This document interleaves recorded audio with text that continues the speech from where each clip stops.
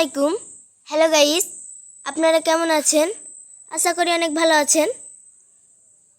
এই যে আমাদের মালতা গাছ, মালতা ধরেছে কি সুন্দর, 3টে মালতা ধরেছে।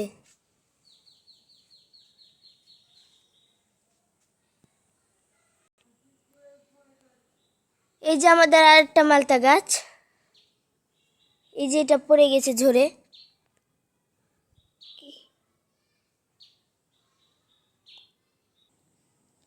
এখন আমরা কাটলাম।